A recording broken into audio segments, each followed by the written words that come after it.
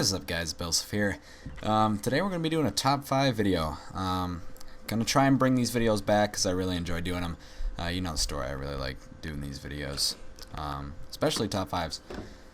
So, seeing it's the 27th, probably that's when this is going to go up, or the 28th. The new year is almost upon us. Christmas has passed. Hanukkah, Kwanzaa, all those have passed. I think today's Boxing Day. Since the new year is almost here, a lot of gaming news sites, a lot of gamers are trying to find out what their game of the year was. And I know a lot of people have already made that decision. I think GameSpot said it was Shadow of Mordor. That's the only one I saw. I don't really agree with that, but hey, it was game of the year for them, so yeah, I guess it was good. Well, that's what I'm going to be doing this episode of the Top 5 series. It is going to be my top 5 games of the year. Be aware, this is my opinion, completely my opinion. This is probably one of the most opinionated topics in gaming, or really anywhere. And also, these are games that I've played. I haven't played every game that's come out this year. So if you think and I don't play a lot of games on PC, so PC exclusives are out of this list. Sorry about that. And yeah, so these are games I've played, and it's completely opinionated. So yeah, if you don't want to hear that, get out, please. I'm just kidding. But try to stick around. See number 1 on this list. So coming in at number 5 is a game that I was really excited for, and I still play regularly. And it is Call of Duty Advanced Warfare. Now, if you look at a few of my videos in the past, I was insanely psyched for this game, saying it was going to be the best Call of Duty yet, and I still hold to that claim. It is the best Call of Duty yet in terms of gameplay and change, in my opinion.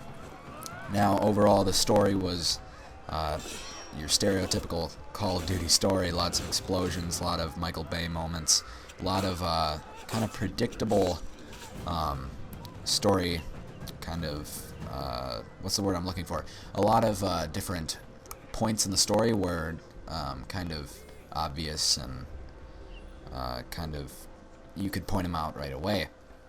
But overall, I enjoyed the story. It's like every other Call of Duty campaign. It makes you feel like a badass, and I think that's the whole point of Call of Duty campaigns, and I played through it, and I had a lot of fun. Overall, story was good. And then we get into the multiplayer, and it's completely different than any other Call of Duty that we've played. They completely removed pretty much the whole lot of perk system. I know there were a lot of perks and ghosts, but now they've pretty much done away with a lot of that. There's not a lot of perks in Advanced Warfare. I mean, you have your exo abilities and you have some perks, but no dead silence. I believe there's no quick draw, but a lot of these things are put into attachments for your guns. Multiplayer, I mean, they added exosuits. You know, the reason it's on this list is because it's one of the best games, I think, in the franchise, and also why it made this list is because I feel as if it is one of the best games of the year, mainly because it is something that we were looking for, a fast-paced Call of Duty shooter that brings change to the franchise and brings a breath of fresh air, which is great. Coming in at number 4 is a game I've been a long-time fan of since I played the first. This is the 3rd installment of the franchise. It is Infamous Second Son. Now, if you haven't played Infamous, the whole premise is that there are these things called conduits, and they got their powers from this thing called a ray sphere, and pretty much they're humans who now control elements. Not always elements, but they have superpowers now. And so Infamous it was really cool because this Delsin, who is the main character, his power was to steal other people's powers, or borrow them. And I just found that was really cool because you had Cole McGrath, who was the protagonist of the first 2 games. Not going to spoil anything, but his power was electricity, and then in the second game you could choose between ice or Nyx's power. I don't remember. I don't even know what Nyx's power was, but I think it was like swamp or something like that, because she could summon like these like swamp tar creatures, or maybe it was tar or fire. It was either fire, tar, or swamp, but yeah, just that those two powers. I mean, completely in the first game you had one power. And the reason I think Infamous Second Son was one of the best games of the year is because I'm a total fanboy of this series. I love this series. And another thing is I think it was a great story, and for people who like to choose their options and see how the story pans out, Infamous is a great game because you can go down two different paths. You can go down the bad side or the good side. There's a whole karma system that you choose how to play. So, like, say you take down an enemy, you can either choose to kill them or you can restrain them, and that will change your karma either which way. So I really think that this is great because I really like Infamous, and I thought it lived up to the other two games. And it was in Seattle. I love Seattle. I've always wanted to go there, and it's my dream city. Coming in at number 3 is a game I just got pretty much recently, and I know a lot of people gave it a bad rap, but I'm really enjoying it right. Oh, okay, that was my speaker. It is Bluetooth, and I guess it just turned off. So people are giving it a bad rap. I know I've experienced some difficulties with the frame rate and everything. If you haven't guessed it by now, the third game on this list is Assassin's Creed Unity, the game that kind of adds more confusion to the franchise after, spoiler alert, Delsin was killed. It adds a little confusion, for me at least. So far, the game is really, really cool. It's awesome. I love the customization, the gear, all the weapons that you can choose, and overall, I think the story is great. I like the world. You know, I'm a huge history nerd. I love history. I love all that kind of stuff. And seeing that this game has been set in one of my favorite eras, the French Revolution, I really love that because I think it's an interesting time and it's really, really cool. You know, I feel like this is, besides Altair, this is my favorite assassin, Arnaud Dorian. He's kind of like a Han Solo type, I think. I really like him. He's serious, but he also kind of has a humorous side, and I always love that in a video game character, not just in Assassin's Creed, but also in any other game. I know in Infamous, people kind of hated Delsin because he kind of had like a joking attitude, and before Cole was kind of a downer, kind of gruff dude. So it's a change. But overall, I like the main character. I like all the abilities. I really like how you can change your outfit. I know that sounds kind of weird, but I love how you can like change how your guy looks and how he's different from, I don't know, the other 3 people that you play with in the co-op. Now, of course, due to the PSN being down pretty much all weekend since Christmas, I have not been able to try out the multiplayer portion of Assassin's Creed Unity. I hear it's fun, and I hear it's great to play with friends. So, yeah, I can't wait to dig into that because I feel like it's going to be really, really awesome. Another thing, this game will probably be a playthrough, maybe. Be on the lookout for the first episode.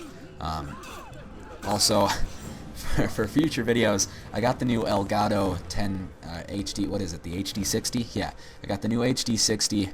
So be expecting higher quality videos now that I've got that.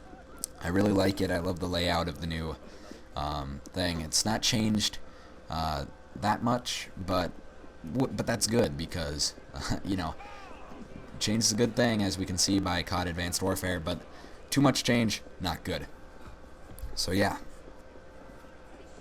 I kind of branched off from games there. I went into Elgato. Number 2 on this list was overhyped, I'll admit. It was something I was excited for a year or 2.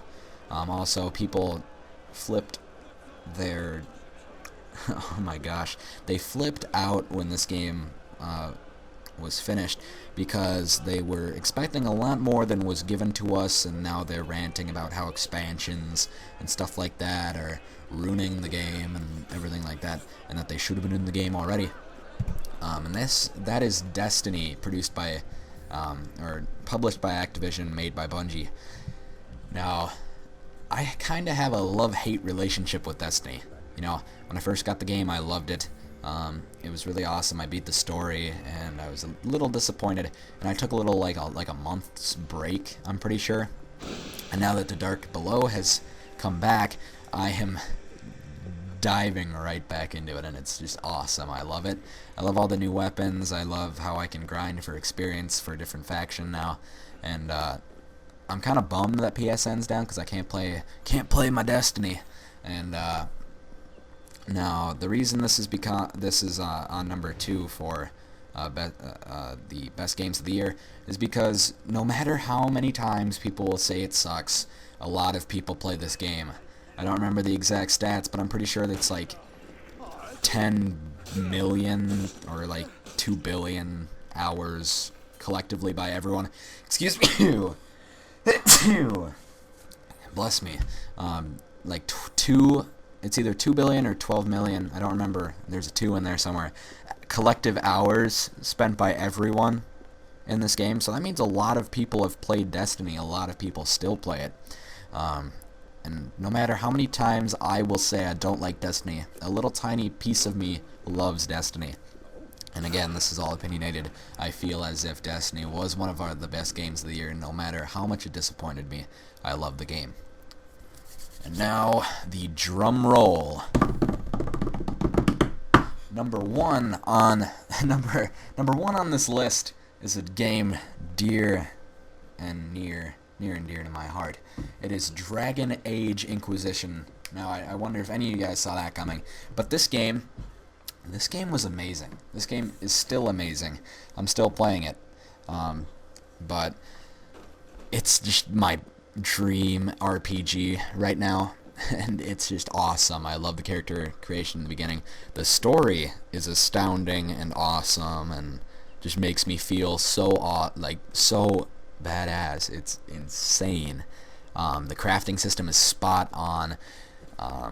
Overall, this game, if you haven't picked it up already, pick it up now. Because if you love a fantasy RPG, or if you love the Dragon Age saga, I really suggest picking up this game because I'm a huge fantasy nerd. I wasn't expecting much from this game because Destiny had just launched pretty much, but it did not disappoint at all. I love closing the rifts. I love fighting enemies in this game. I love the crafting because it's so in-depth and so customizable that it just makes me feel that I'm the only one who has that gear, and I know that's not true, but it just makes me feel like I'm just awesome and I can do anything. And yeah, so if you guys agreed with that final one, let me know down in the comments, because Dragon Age Inquisition was probably one of my favorite games. It is my favorite game of 2015 or 2014. Sorry, I'm kind of going ahead of myself there, but it is my favorite game of the year. Let me know what your top 5 games of the year were, because I really like, besides my own opinion, I really like to know other people's opinions on this kind of stuff, because, you know, it's all opinionated, it's all biased, it's all pretty much kind of your own thing. So let me know your top 5 games of 2014 down in the comment section below, or tweet at us at FTSUp. Well, guys, if you enjoyed this video, be sure to leave a like. It's free. Also, if you want to, another thing, the contest for the $25 gift card is now closed. Sorry. But still, be sure to subscribe. Help us get to our next milestone of 500 subscribers. That's what we're going for now. 200 would be great, but again, 500 is our next giveaway. Well, guys, again, this has been the Bill Sif with FTSUp, and thanks for watching, guys. I really appreciate it. And I'll see you guys in the next video. Bye.